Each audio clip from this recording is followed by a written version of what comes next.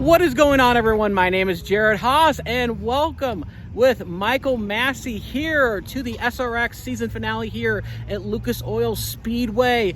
Massie, Ryan Newman clinched it early in Heat 1. He basically had it locked up, 39 points, but by the end of Heat 1, the championship was already locked up.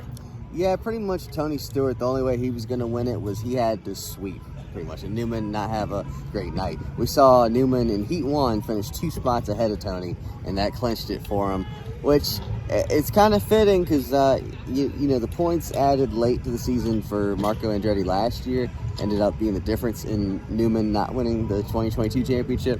So now he's finally got his SRX championship a year later. It was a crazy race, to say the least, and I got to give a shout out to Brad Keselowski. Announced that he's having a baby boy, had issues early, but he managed to get a second place finish out of all this chaos, and you talked to him post-race about him. Yeah, we were watching Brad. He went a lap down. I thought he was down a cylinder. I don't know about you, but yeah, incredible comeback, though. He said, though, he was just taking it easy. That, you know, he thought tires wore a whole lot in their practice earlier, but the track was completely different when they ran in the nighttime. But so he was saving his stuff, and then he went hard, and then he caught some breaks, on some restarts, and next thing you know, he was second place. He needed a good run. He seemed like he'd gotten wrecked just about every week in this series, so, you know, tonight kind of made it worth his while. And how are we forgetting who won this race? None other than Superman himself, Jonathan Davenport. And it seemed like something early on in the heat races, we could tell that he had something going on, especially coming off the corners, of how he was able to launch.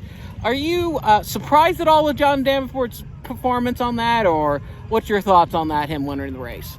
Well, so as the night went on, I am shocked. Like, if you told me at the start of the day who's going to win, I would say no, just because we don't really see ringers come in. The guys that actually know these vehicles tend to do better. But you know, once the heat started, it became evident he was the best car out there. He started on the pole Heat 1, won Heat 1, okay, you know, started first, finished first, whatever.